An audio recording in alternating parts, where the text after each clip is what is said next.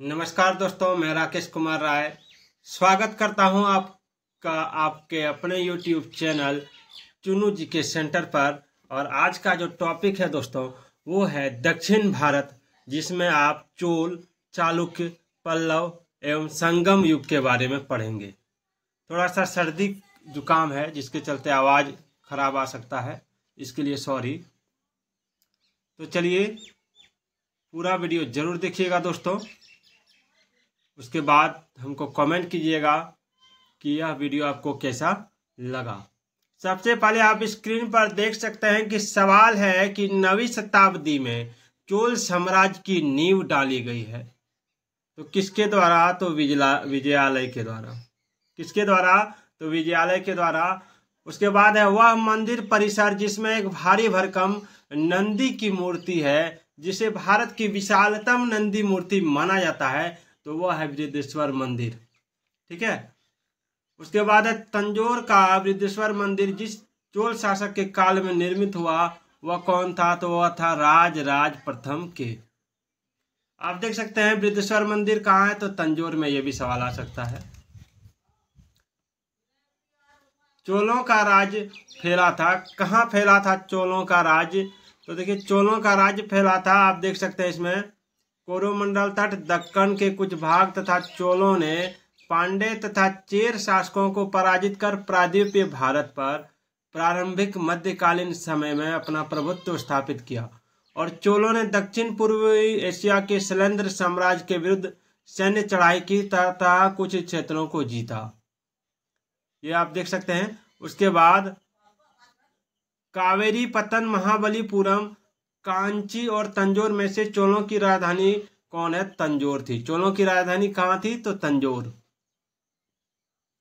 चोल प्रशासन की विशेषता थी तो ग्राम प्रशासन की स्वायत्तता। उसके बाद है वह दक्षिण भारतीय राज्य जिसमें उत्तम ग्राम प्रशासन था, तो चोल हो जाएगा।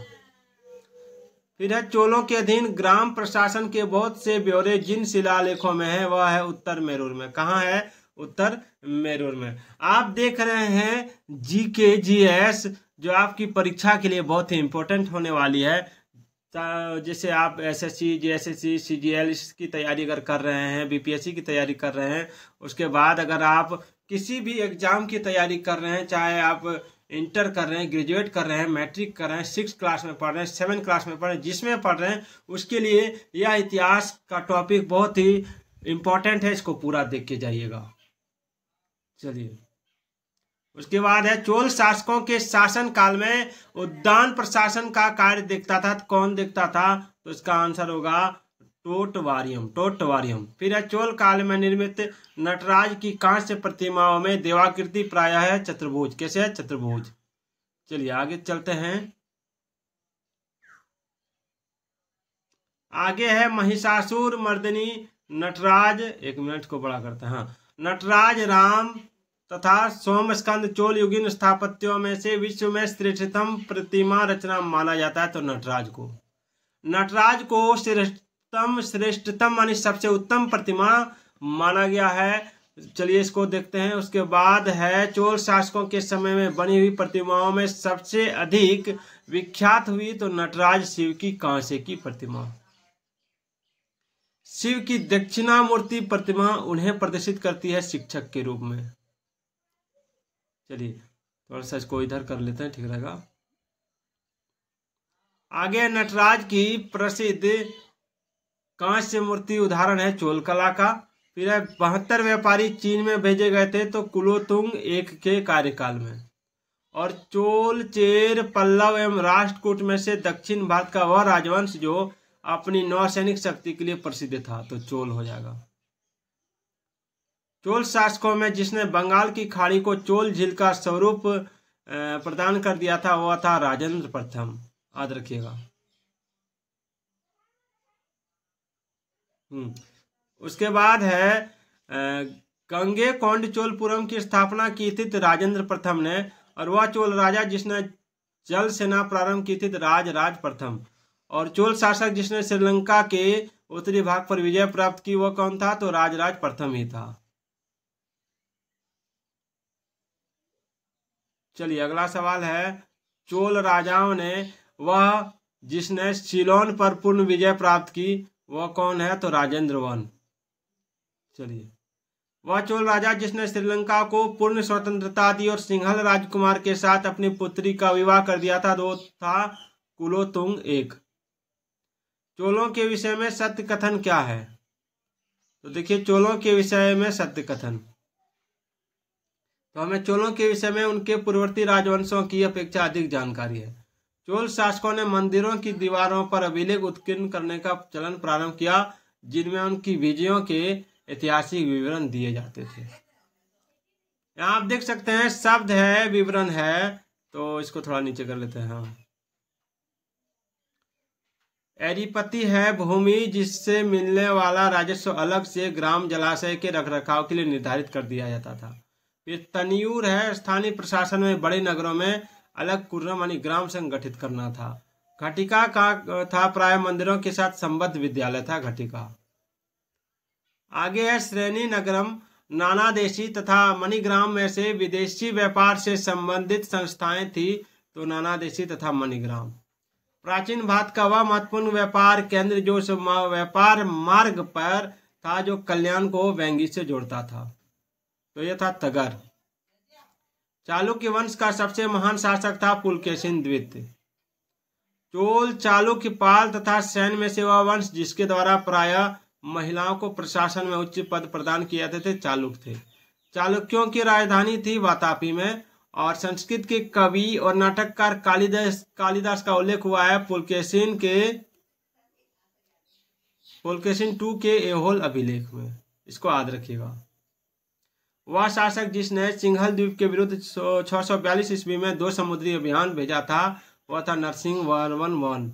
और प्राचीन संस्कृत ग्रंथों में प्राप्त अवनपिरी शब्द गोतक था काली मिर्च का। अगर दोस्तों वीडियो अच्छा लग रहा है तो पूरा चैनल को सब्सक्राइब कीजिएगा, शेयर कीजिएगा, और अच्छा नहीं लग रहा है तो कमेंट जरूर कीजिएगा कि अच्छा लगा या नहीं लगा, और क्या कमी रह गया वो भी बताइएगा। आगे है संगम साहित्य में तोल्काप्पियम एक ग्रंथ है तो तमिल व्याकरण का, और शिल्पाधिकारम का लेखक था कौन था? इलंगो अडिगल। एक मिनट इसको इधर कर लेते हैं। हाँ, उसके बाद है ग्रंथ है ये तिरुकुरल, इसका दर्शन हो जाएगा, विषय दर्शन हो जाएगा इसका। और तोल्काप्पियम एक व्याकरण था तमिल का, और शिल्पाधिकारम प्रेम कथा था, और मणिमेखले वाणिक कथा था। शिव संतों के लेखन के संग्रह को 5वां वेद भी समझा जाता है। इस संग्रह का नाम है तिरुमुराय, याद रखिएगा। और पूर्वी भारत में प्रमुख भारतीय रोमन व्यापारिक स्थान था अरिकामेडू। और ईसा की प्रारंभिक शताब्दियों में भारत तथा रोम के बीच घनिष्ठ व्यापारिक संबंधों की सूचना प्राप्त होती है अरिकामेडू पुरास्थल की खुदाइयों से। उसके बाद अरिकामेडू ताम्रलिप्ति कोरके तथा बारबेरिकम में से वह बंदरगाह जो पोडुकू नाम से दी पेरिप्लस ऑफ द इरिथ्रियन सी के लेखक को ज्ञात था, तो वह था अरिकामेडू। रोमन बस्ती प्राप्त हुई है अरिकामेडू से। और एम्फोरा जार होता है एक लंबा एवं दोनों तरफ हत्थेदार जार। कदम, चेर, चोल तथा पांड्य राजवंशों में वह जिनका उल्लेख संगम साहित्य में नहीं हुआ है तो कदम हो जाएगा। धार्मिक कविताओं का संकलन कुरल है तमिल भाषा में। अगला सवाल है चेर, चोल, पल्लव तथा पांड्य में से वह जो तमिल देश के संगम युग का राजवंश नहीं था तो वो कौन था? तो पल्लव। तमिल ग्रंथ जिसे लघुवेद की संज्ञा दी गई है कुरल है। तमिल रामायणम तथा रामावतारम का लेखक था कंबन। और मध्यकालीन भारत के सांस्कृतिक इतिहास में सीतर थे जो तमिल क्षेत्र के सिद्ध एकेश्वरवादी तथा मूर्ति पूजा की निंदा करते थे। और कन्नड़ क्षेत्र के लिंगायत पुनर्जन्म के सिद्धांत पर प्रश्न चिन्ह लगाते थे और जातीय अधिक्रम को अस्वीकार करते थे। राजवंश दिया हुआ है, राजधानी दिया हुआ है। राजवंश जैसे आपका पल्लव का था कांची, पांड्य का था मदुरा, और यादव का था देवगिरी, और काकतीय का था वारंगल। और राजवंश है संबंधित स्थल, देखिए राजवंश और संबंधित स्थल है, ये राजवंश है इधर और इधर संबंधित स्थल है। गुप्त का देवगढ़, गुप्त राजवंश का देवगढ़, चंदेल राजवंश का खजुराहो, और चालुक्य राजवंश का बादामी, और पल्लव राजवंश का हो जाएगा पनमले। उसके बाद है चतुर्वेदी मंगलम परिषद अष्टदिग्गज तथा मणिग्रामम में से वह जो प्राचीन भारत में व्यापारियों का निगम था तो वो है मणिग्रामम।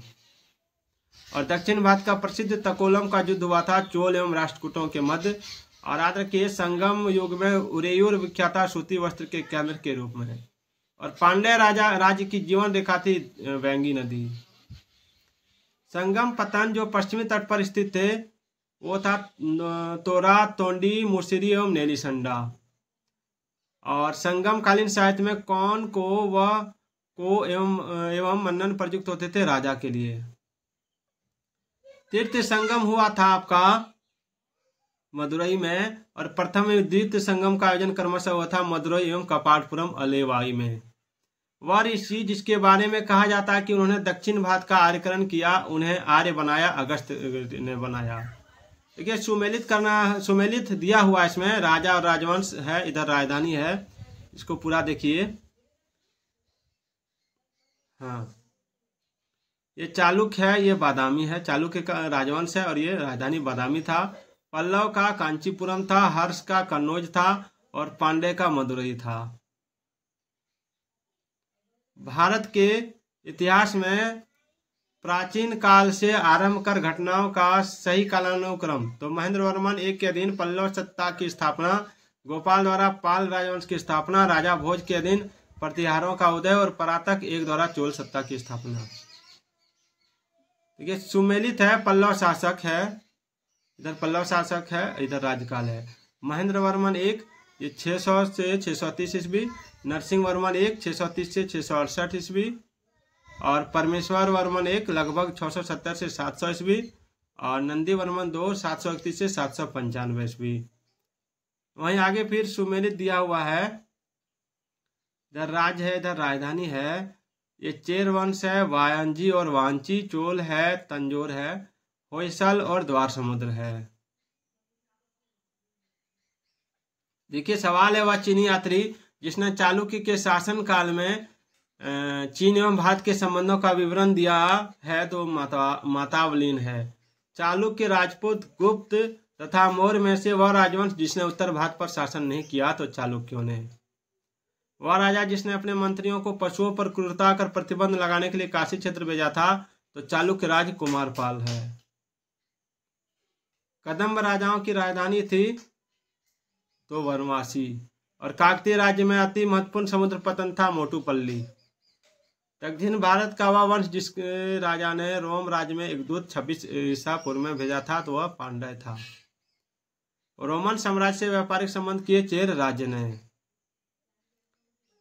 देखिए सवाल है, इधर मंदिर दिया हुआ है और इधर स्थान है। मीनाक्षी मंदिर है मदुरई में, वेंकटेश्वर मंदिर है तिरुमाल में, महाकाल मंदिर है उज्जैन में और बेलूर मठ है कोलकाता में।